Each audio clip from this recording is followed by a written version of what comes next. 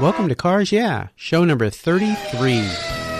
This is Cars Yeah, where you'll enjoy interviews with inspiring automotive enthusiasts. Mark Green is here to provide you with a fuel injection of automotive inspiration. So get in, sit down, buckle up, and get ready for a wild ride here on Cars Yeah.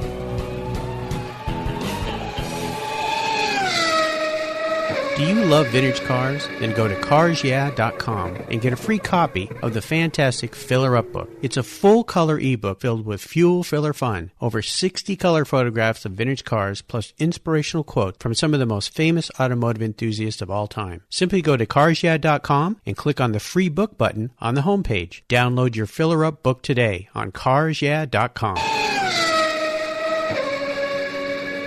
Hello, automotive enthusiasts. I am very excited today to introduce my special guest, Craig Nelson. Craig, are you buckled up and ready for a fun ride?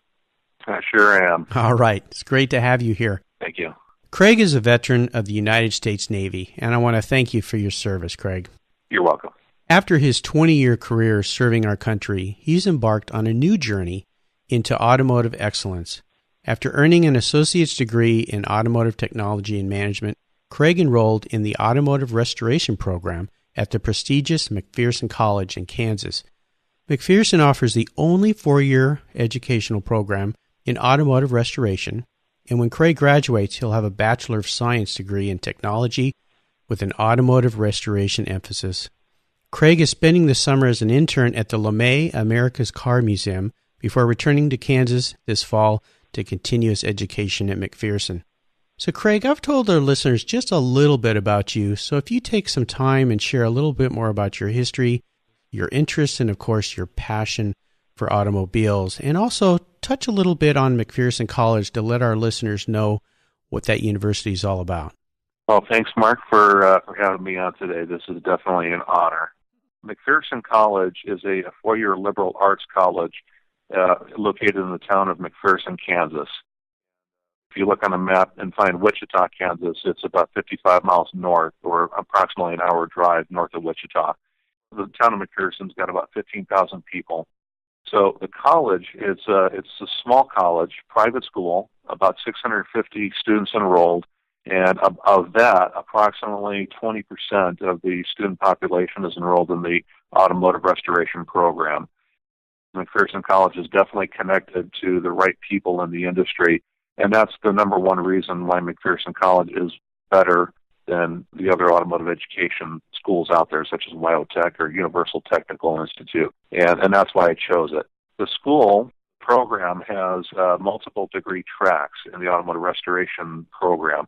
There's automotive restoration technology, there's restoration management, restoration history, restoration communications, restoration history, and motorcycle restoration as well.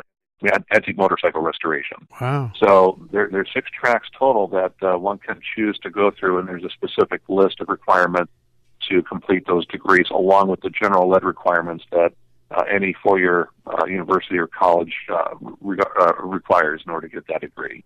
So that's a brief synopsis of the school.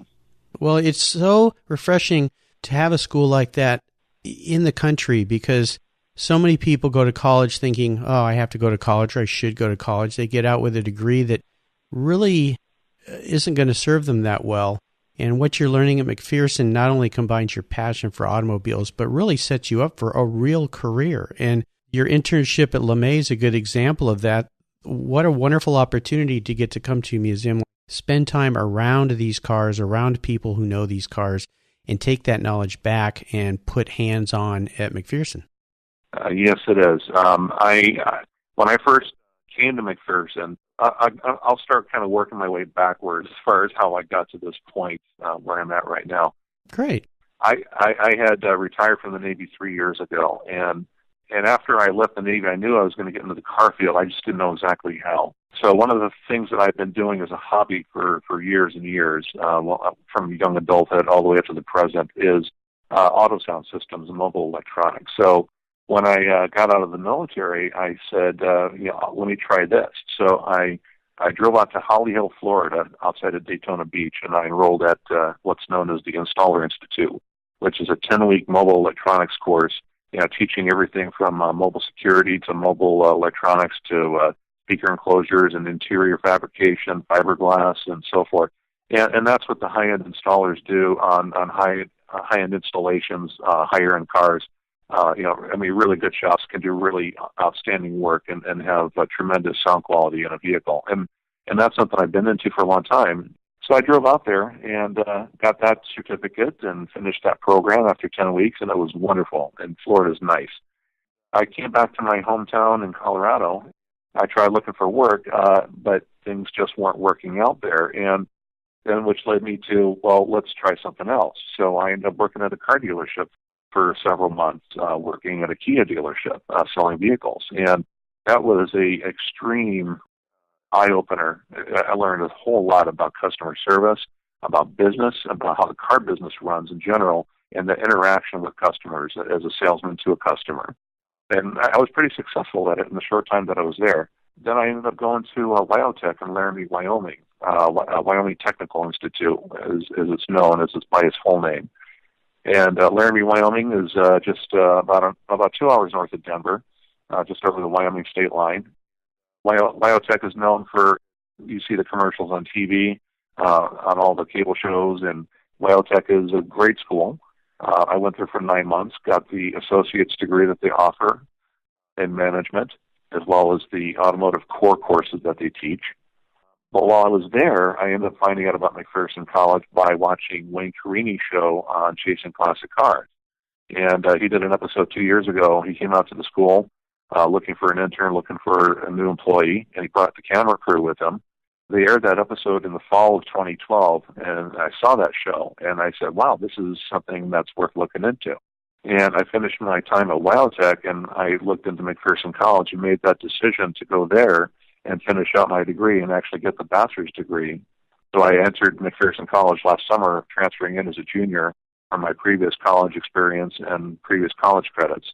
So I'm what's known as a non-traditional student at McPherson College. I didn't do the full 4 years there. I'll just be there for approximately 2 years. Then I'll be graduating next May. So that's kind of what led me up to this point. And a few months ago, I was called up, and the school said, how would you like to be an intern at the LeMay Museum in Tacoma, Washington? I called back the next morning. I said, you bet, because it was something that I knew that would open some doors. The LeMay Museum has an incredible collection. They're connected to incredible people all over the industry, and that's exactly the opportunity I was looking for. That's why I'm here right now. Perfect. Well, it sounds like a wonderful combination of experiences in schools and learning that will lead you on a wonderful path where you can take all of these skills and combine them in some way to create your career in the automotive field. So that's spectacular. As we continue on your journey, I always like to start with a success quote, a saying that's been instrumental in forming your success in your life. It's a great way to get the inspirational tires turning here on Cars Yeah. So, Craig, take the wheel. One of the quotes that I have learned in recent years, especially in the car business, is it's better to be a chef and not a cook. and what that essentially means is don't just do the job. Don't just do it to get it done and then move on to the next job. And this is in life or in the car business, anything that you do in your daily life or in your professional life. The idea is to do it and do it well. Do it with some creativity, do it with some flair, do it and create a product that's better than what's expected at whatever level it is. If it's for, even if it's at a regular dealership, working in the regular mainstream automotive market, don't just do the work and then collect the money and then move on to the next project. Deal with the customer, interact with the customer, teach the customer, show them what's going on, and try to offer some insight so that person, the owner, feels good about what had happened with their vehicle. And in the restoration business, in the classic car business, that's extremely important because customers in this business are extremely demanding because it's their vehicle. And when you're talking a vehicle worth potentially millions of dollars, it has to be perfect. And you can't just do the job. You have to do it perfectly. And that's what being a chef is all about. That's wonderful. And it sounds like you've figured out how to incorporate that into your life and your future business as well. In our pre-show chat, you said you had 2 success quotes for me. Yes, I did. And my other, I live by this just about every day. And that is to, you got to know when it's time to go with the flow, and then you got to know when it's time to be the bend in the river.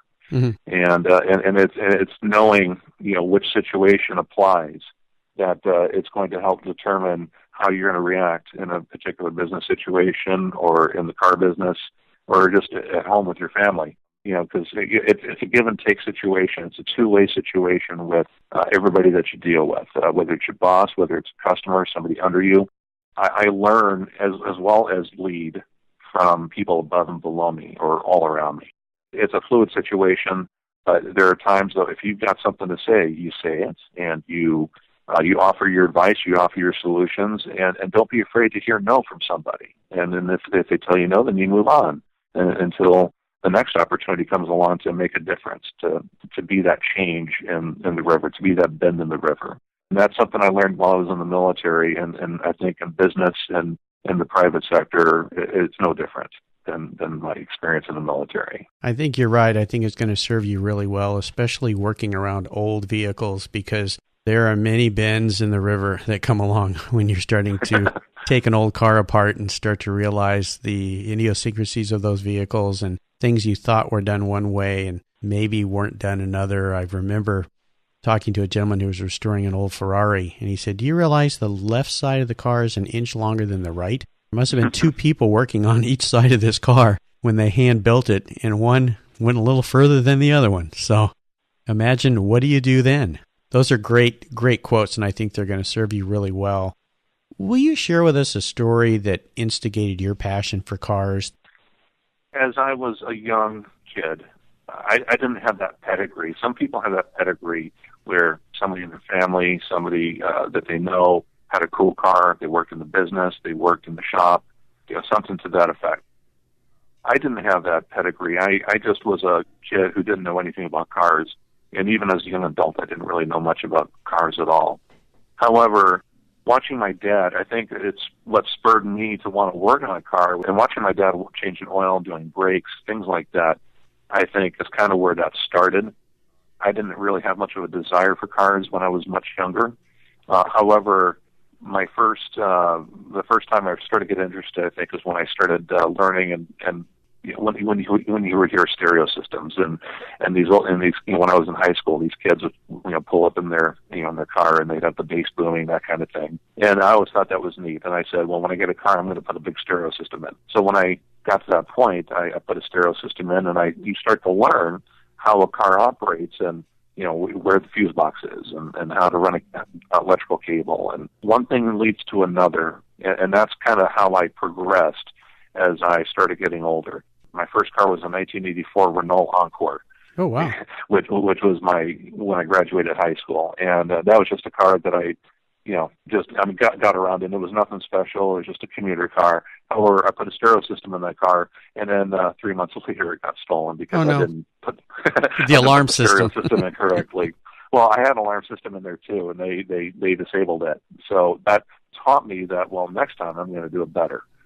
So that's kind of one of my points where I was migrating towards where I am now. And as time progressed, I had one other car after the Renault, which was a Ford Escort, and I discovered that you can upgrade a vehicle with the best wheels and tires that came from the highest trim level of that same car. So I put the Ford Escort GT wheels on the standard Ford Escort. I made it look like a Ford Escort GT. And when you're 20 years old, that's the cool thing to do. Sure. And I had that car for a little bit. The head gasket blew. I ended up selling it.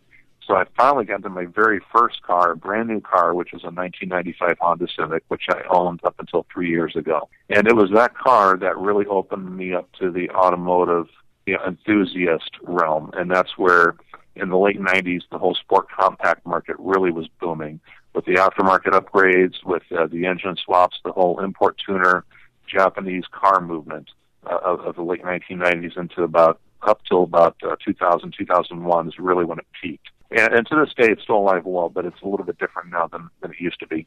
But that's the car that I learned on. That's where I started. That's where I understood how engines worked, electrical performance upgrades.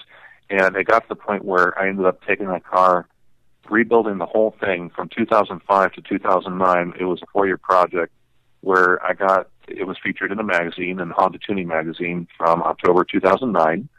And Wow. I went to a bunch of shows, went to a bunch of import car shows up and down the West Coast, won some awards. It was my dream to have the best possible car that I can produce, and something that wasn't going to be mainstream either, something that was going to be something that I wanted, not what everybody else wanted. So I kind of went a lot against the grain with a lot of people in the Honda community with that car. However, they really weren't in the industry. These are just people who own Hondas themselves, and they thought they knew better as to how a Honda should look or what kind of things the car should have on it. In the world of customization, there are no rules. You do what you think is best for you. And that's what I did with this particular car. Although I followed an OEM theme with that vehicle, I had things on that car that Honda possibly could have done with that same car if they were building it back in the 90s and they wanted to build the ultimate Honda Civic. Yeah. So it didn't have a lot of the stereotypical things that you normally see with a modified Honda. And I tried to build it to the highest possible quality, to a high standard, and I try to be a chef and not a cook with that car. So hands-on training is really what spirited this enthusiasm for automobiles. So that's fantastic. Yeah, primarily. And the other things that really inspired me was watching the show Overhaul. And even though I wasn't into the hot rod and the muscle car genre necessarily, a lot of the procedures are still the same. And watching that show when that came on 10 years ago, and even up to the present, when I watch the reruns, you always learn something new. And that's what I loved about that show, is they all had great attitudes. They worked well together, and they did the job wonderfully. They were chefs and not cooks with those cars. The 7-day build thing, I understand that sometimes that doesn't necessarily always happen, but either way, the result was excellent, and the cars were spectacular, and that's what was an inspiration for me. So, Craig, what I want to do now is take a look at the roads you've driven down and really crawl under the hood and get our hands a little dirty and have you share a huge challenge or maybe even a great failure that you faced and something that you really had to push past, but more importantly, how you overcame that situation. I think one of the key points happened when I was working on the Honda. I was wanting to swap in an engine from an Acura Integra, which is a very popular engine swap, and bolts directly in, no problem. And if I would have just bolted it in and put it in and called it a day, I would have been fine. However, I wanted to get it redone so that way I can possibly throw some power at it, of my choosing, such as a turbo or a supercharger. So I knew I needed upgraded internals. And I took the engine to an engine builder in San Diego who I thought was reputable. I got the engine back. I put the engine together. I put it in the car, and I ran the car, drove it for about 1,000 miles to find out that I was burning oil. And I knew that the engine needed to come out. There's no way to fix whatever needed fixing with the internals, which I didn't know much about engines at the time. So I took the engine out. I took the engine apart to find that the piston rings weren't gapped, which is very important because since they expand and they take up the gap to create a good seal when the engine's warm. Sure. then that you need a gap piston ring. However, he didn't gap them, so when the ends came together, it caused the piston rings to distort, and one was actually broken when I took the pistons out. And that was a setback, and it was something I then learned that I need to find the right engine builder. I can't just go to anybody because not everybody knows what to do, or not everybody's competent to know what to do with every single engine out there. And so I found an engine builder to overcome that. I found an engine builder. I had to drive a couple hours to find him. He was well known in the Honda community for building race engines as well as a lot of very nice street engines. And I found him. He fixed the problems, and I put the engine back in. But it was a setback. It took me, that was about a 2-month delay in trying to get the car put back together once I was finishing up and getting ready to start going to shows and traveling with the car. Sure. Very frustrating. Craig, let's shift gears here and go to the whole other end of the spectrum. And I'd like you to share a story when you had a real aha moment about setting your career path for the automotive industry, perhaps. A time when you realized that, I figured it out. This is the path I want to take. Tell us the steps you took to turn that aha moment into a foreseeable success in the future? Well, I think that happened when I was invited for the photo shoot for the magazine. Honda Tuning Magazine is the enthusiast magazine for those in the Honda community. And then there's other import car magazines as well. I went to a regional meet in Southern California when I was living in San Diego at the time. And I drove the car there, and they approached me, and they said, how would you like to do a photo shoot? And I said, you bet. And I went 3 months later was the photo shoot, and then the magazine came out 6 months after that. And it was at that period where I knew that my military career was coming to a close, and I knew that this is the route this is probably going to be my future. And knowing that I'm starting to have some success with the work that I'm doing and driving the car and showing the car and getting featured, I think that was the turning point that got me to where I am right at this moment. Oh, sure. And the lesson that teaches everybody out there is getting involved in the community in which you're passionate about, and meeting people, creating relationships with people so that those moments when an opportunity pops up like this photo shoot happen, you can grab that, seize it, and take off with it. So that's great. Absolutely. We talked about your first car already. How about seller's remorse? Is there a car that you've had in the past that you really wish you still owned? Well, the Honda, I don't necessarily regret selling it. I ended up selling it 3 years ago. And the only reason why is because I knew I needed to expand and get into other areas of the automotive business, into the classic car community especially. That's about when I started watching, Chasing Classic Cars, and I started reading some of the Restoration magazines and Hemmings, and I said, well, this is a route that I think is a little bit more appropriate for somebody that's getting a little bit older, and Hondas were just a waypoint for me. That's not what I'm going to do for the rest of my life. And so selling the car from that perspective was the right thing to do. However, I still miss it. I think about it all the time. But in order for me to sell it, though, I ended up having to take it all apart and sell off all the pieces because, Hondas are just not worth a whole lot of money, unlike Versas and Pieces, or they're not really a collector car either. They're a car that you learn on and you kind of move away from at some point. And not saying that it wasn't fun. It was extremely fun, but I'm at that point now where it's time to move on into better classic cars, into better driving cars. And so from that standpoint, it wasn't remorse, but I do miss it. What is the current project that you're working on right now that really has you excited and fired up? At the moment, I don't have a specific project. However, I have one coming up fall when I return to school for the fall semester, and that's going to be my senior project. I'm going to be working on a couple of straight-eight engines from a 30 or 31 Pierce Aero. What the school's doing is they have these two cars, a chassis and a frame. Each car by themselves, you really can't do much with them, but you can do something with the chassis, you can do something with the other car, with the other body, and we're going to merge the two together.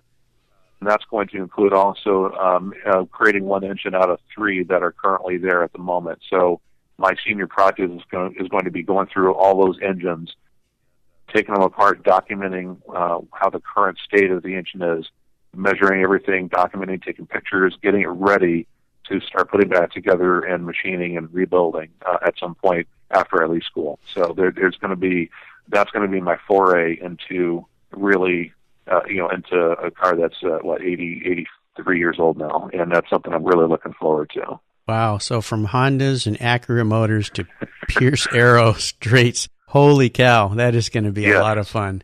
Awesome. And that's going to be the learning experience that really gets me to understand older technology, and that's what I really like about McPherson College is learning the older technology, learning points ignition systems and distributors and carburetors, which it's just not taught anymore. It's a lost art.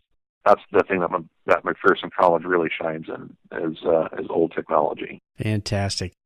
If you were a car, Craig, what kind of car would you be and why? I believe I would be a resto mod. And the reason being is because I do love modern technology as well as older technology. I like originality. I like original looks, but with a modern power plant and a modern brake system and a modern suspension underneath. And if done correctly, I think a resto mod really is an outstanding type of vehicle, and it could be a collector vehicle at some point. I do like fuel injection. If I had a say a 67 or 68 Mustang, and if it wasn't a real special type of vehicle or a specially coded vehicle with a special VIN number, then that's something I would consider doing a resto mod to. And I'd actually put like a 2014 Mustang engine in and some of the modern suspension underpinnings and make it drive like a 2014 car with the 67 looks. And I think that's something that kind of reflects my attitude about cars in general. Is I like a little bit of everything, and I'm not stuck on any one particular make or model or genre of cars. And McPherson College really has opened me up, though, to the older cars, as well as at heart, I'm still into new technology. And I think there's a place for both of those in one setting. Sure. Well, that's why I put that question in there. It always brings up some very interesting answers, and more importantly, the reasons why. So great answer. That's wonderful. So Craig, this is one of my favorite parts of our talk. I call it the last lap. And this is where I fire off a series of questions, and you give our listeners very quick blips of the throttle answers. So are you ready to go? Ready. Okay. What is the best automotive advice you've ever received? Well, again, I think that will be my first original quote, which is to be a chef and not a cook. That was an anonymous quote given to me on one of the internet forums that I routinely go onto. Although the person was kind of nasty about how they said it, but it rung the chord. And this was several years ago when I read this, and I think that's kind of what keeps me going, and what kind of one of the reasons why I am at this point in at McPherson College and here at the museum is do it well and do it with flair and do it with creativity and originality. Wonderful. So that's what I think that's the best advice I've received so far. Great. Can you share one of your personal habits that you believe contributes to your success? I believe having patience and having a cool head is extremely important. It is so easy to get frustrated in multiple settings, in business or working on a car, at home. You have to have patience and a cool head as much as humanly possible, which it's not always possible. Sometimes you will get upset and you will say things you wish you wouldn't have said. But the more you do it, the better, because people notice that, and people respond differently, and may take you differently than if you didn't have patience and a cool head. And when you're working on a classic car, you really have to have patience and a cool head as well, especially if the car is really valuable, because you can't get frustrated, and you have to have hand-eye coordination. And then if you're frustrated and getting upset about something, then you tend to make mistakes, and that's the last thing you want to do in a classic car business. Mm-hmm. Yeah, absolutely. Do you have a resource that you could share with our listeners that you really enjoy? Maybe it's a website, forum, or supplier.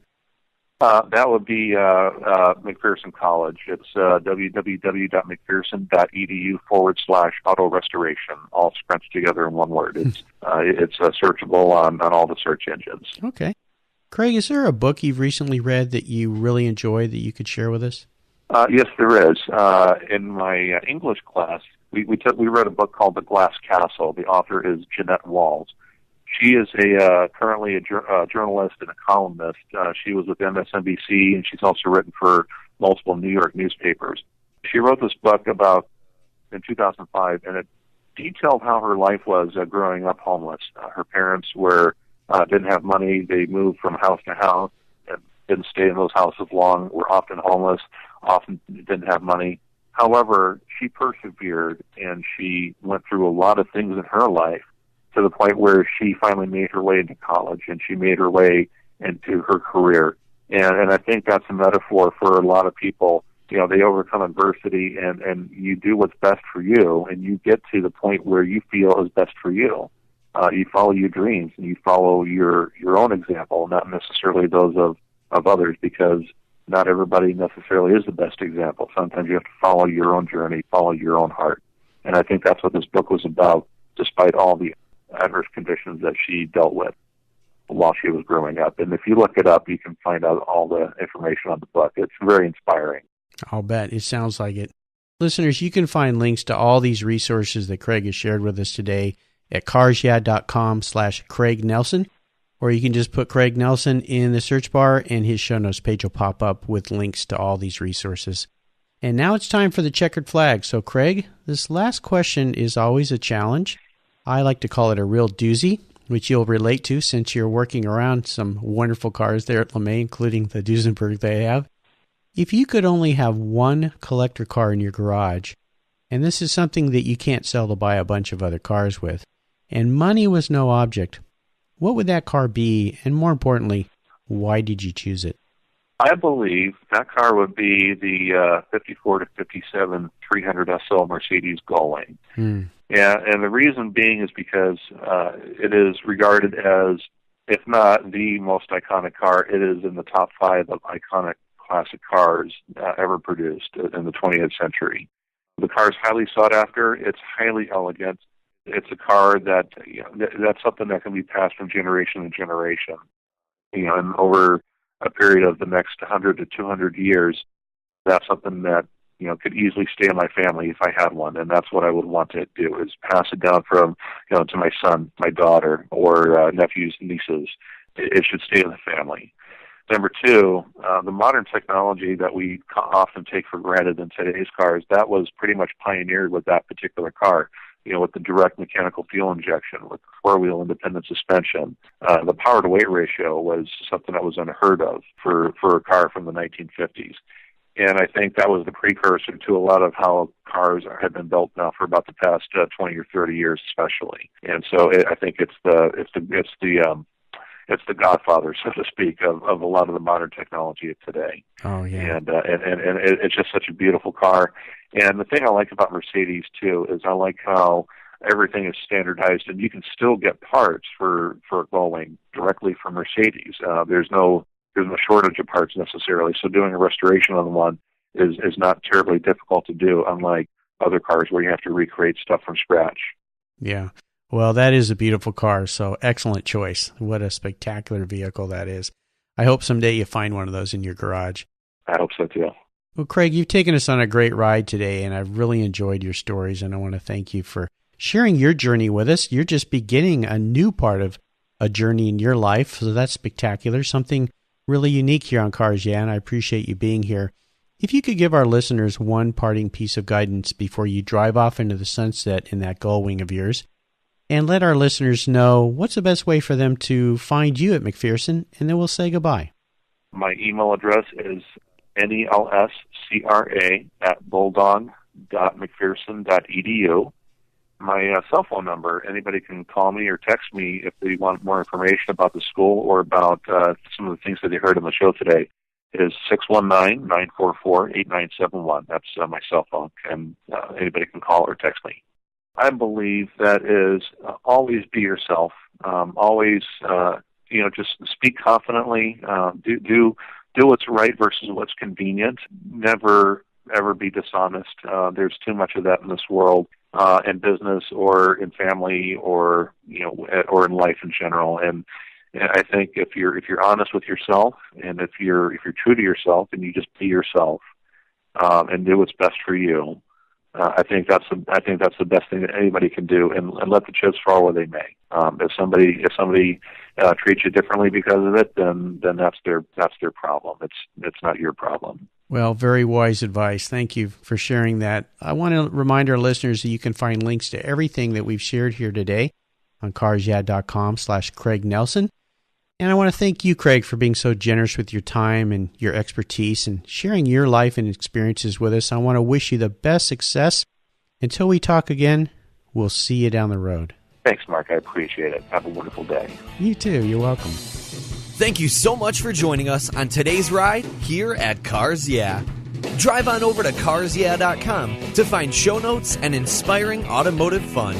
Download your free copy of Filler Up, a fun book filled with gorgeous photographs of fuel filler fun, including quotes from more inspiring automotive enthusiasts. Download your copy today, and we'll see you next time on Cars Yeah.